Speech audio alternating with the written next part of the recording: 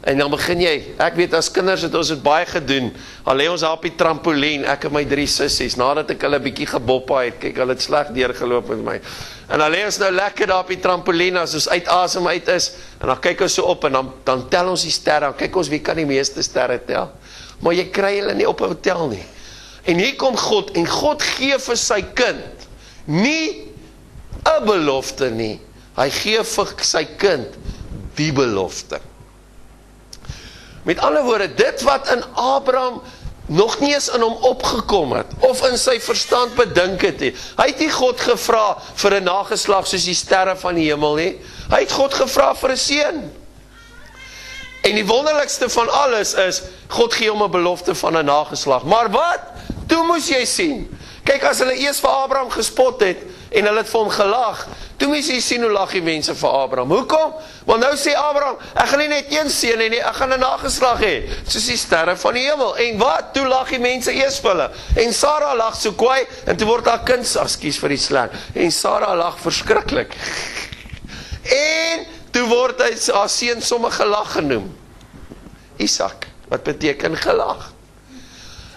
En om alles te kroon, toe die eerste nageslag kom, toe Isak kom, ons weet Ismael was eerste gebore van die slavin, dit het ek julle vertel so rukkie terug, maar toe kom Isak, en Abraham is baie opgewonde. Hoekom? Want hier kom die belofte nou. Wat se belofte? Laat God gaan vir my alles gee. Hy gaan my nie net een gee nie, hy gaan sommer vir my hele nageslag. En hy's baie tevrede met homself, en hier lyk dit nou of dit gaan deurkom, en hier's die belofte nou, en hy sê vir die mense, hey, julle het vir my gelag, maar kyk, hier's die belofte, ek het nou al een seun, maar wat sal hulle gaan kom, hou maar net dop. En terwyl hy op hy lekker high is, kom God na hom toe, en God sê vir hom, Abraham, gaan offer jou seun Isak. Hy sê,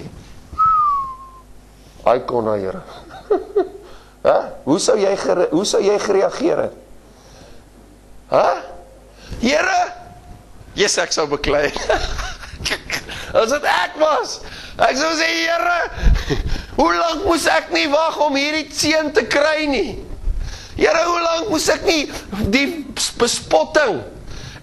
En Here, lyk my, die bietjie wat U my gee, wil U ook nou wegvat. Redeneer ons nie baie so nie? Dis presies wat in my en jou lewe gebeur.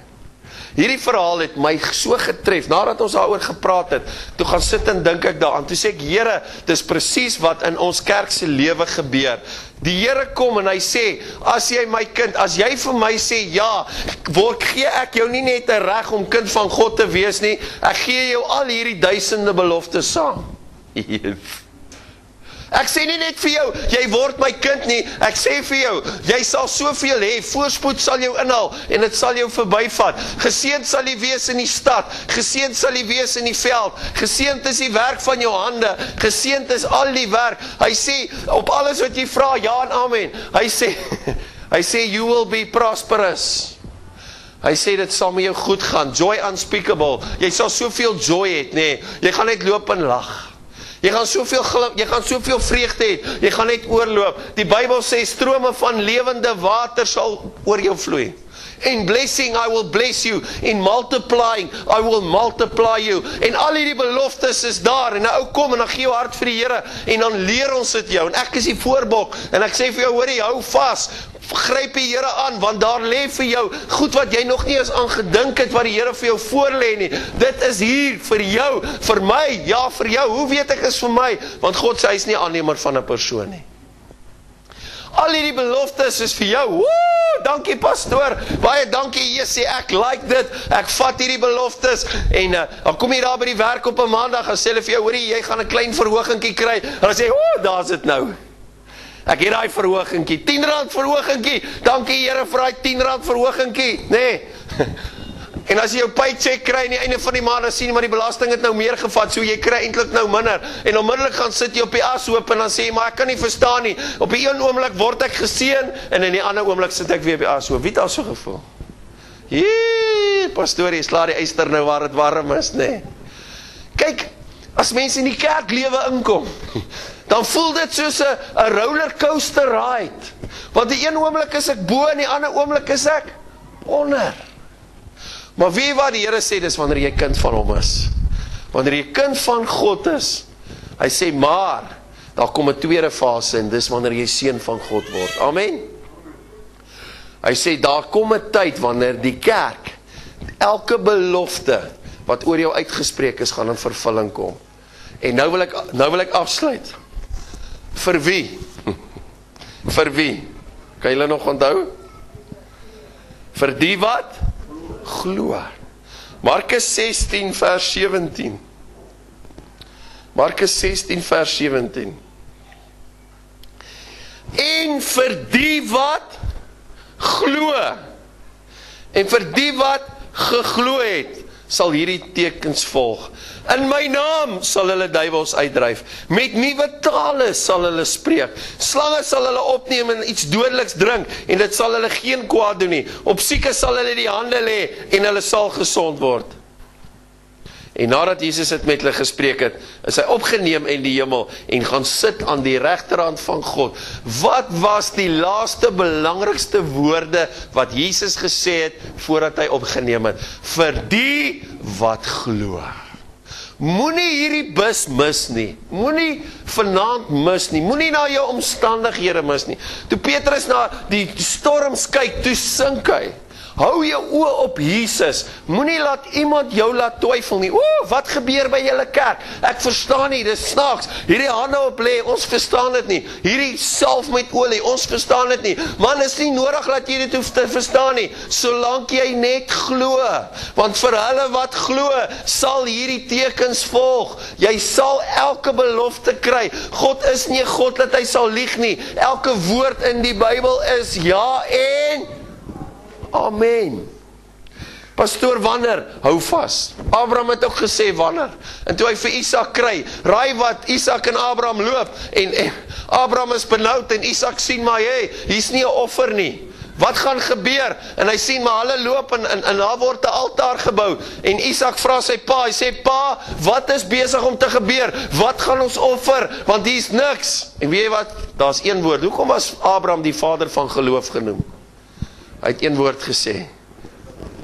Die Here sal voorsien. Ek wil net vir jou vanaand sê, die Here sal vir jou voorsien. Vir wie? Vir die wat glo. Wie glo? Steek gou op die hand. Sê gou vir die ou langs jou, die Here sal vir my voorsien. Amen, amen. Kom ons sluit ons oë. Dankie Here, dat ons weet, hierdie woord wat hier vanaand uitgaan, is vir baie mense, in hierdie gemeente vanaand, maar ook oor die televisie. Here, ons weet, daar sit mense in hulle sitkamers vanaand, ons weet, hier sit mense vanaand hier, wat baie keer kom op 'n plek, wat sê, ek kan nie meer nie, ek weet nie hoe nie. Here, mense soos Abraham, wat wil moed opgee, wat sê, wanneer dan Here? Maar ek weet, Here, die tyd is naby, en Here, ons bid, en ek spreek 'n profetiese woord oor elkeen wat hier sit, en oor die televisie, dat die tyd is hier, dat ons moet begin glo. Glo, dat God se beloftes vir ons lewe, is besig om waar te word. Dis klaar, ja en amen. Jesus het klaar vir ons alles gedoen. Al wat ons moet doen, is om te glo, want vir hulle wat glo, Here, sal hierdie tekens volg. Ons dank U daarvoor in Jesus se naam. Amen. Goed, amen. Nou gaan ek gou oor, ons doen dit ding baie snaaks vanaand, maar verskoon my. Ek wil graag praat oor handoplegging.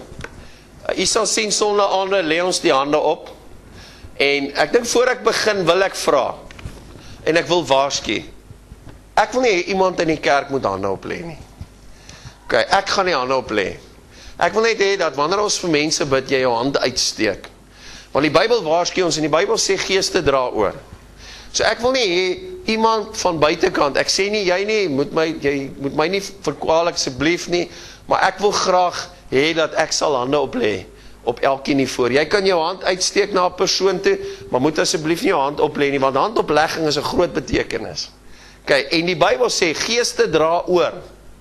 So jy loop dalk uit hierdie kerk uit, en iemand het jou hande opgelê, wat sy gees nie reg is nie, en jy loop met die verkeerde gees hier uit. Amen? So dis net vir my asseblief baie belangrik. Goed, waar kom handoplegging vandaan? Ek gaan dit net vinnig met julle deurgaan. Ok, Isak het vir Jakob geseën. In Hebreërs sien ons dit. in Genesis sien ons dit, waar Isak vir Jakob handoplegging gedoen het. Hoekom? Om hom te seën as kind.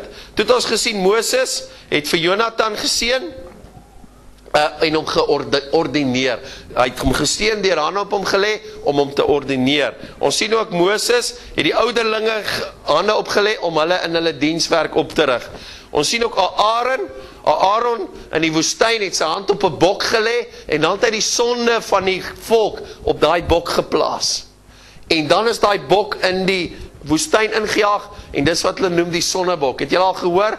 As mense praat, dan sê hulle, hy was die sonnebok? Nee, dit kom van die Bybelse tyd af. Alright. Dan in die Nuwe Testament, ek gaan net gou vinnig met julle deurgaan. In die Nuwe Testament is handoplegging, baie mense sê dit was net vir die Ou Testament, dis nie so nie. Handoplegging het gegaan rondom gehoorsaamheid in die geloof, ons sien dit in Handelinge 6. Handoplegging het ook gegaan met die uitspreek van tale. Nou tale is nie in die Ou Testament, dis nie in die ou tyd nie. Tale is net so belangrik vandag. Het jy 'n taal? Amen. Die wat nog nie 'n taal het nie, deur middel van 'n handoplegging gaan ons vir jou hande oplê en jy gaan 'n taal ontvang. Amen. Vir wie? Vir die wat glo. Dit help ek kon staan nie voor en sê pastoor bid vir my, maar ek glo nie eintlik nie. Dink jy dit gaan werk? Die Bybel sê nee, want as jy twyfel sien niks van God ontvang nie. Die Bybel kom vanaand en hy sê, het jy maar die geloof van 'n kind? Wat sê kind? I believe. I believe. Okay. So, hoe kry ek tale? Baie keer het jy al gewonder, hoe kry ek tale? Deur middel van handoplegging. Goed. En dan praat die Bybel in Markus 8 vers 23. Praat hy van handoplegging van die siekes. En Jesus het sieke op die hand op die siekes gelê. In Markus 8 vers 23, die blinde man. Goed, het Jesus hande op hom gelê. Wat interessant was, is Jesus het in sy oog gespoeg. Ek imagine altyd die prentjie waar hy hom uit die stad uitvat en hom spoeg in sy oog. Ek dink die disippels het sê, Jesus het altyd die snaakste goed gedoen. Jy weet, dis wat vir my so awesome is van Jesus. Hy het altyd die spoeg in sy oog en toe lê hy op hande op en hier kon hy sien. Ons dink aan die vrou wat verlam was, waar Jesus hande op haar gelê het.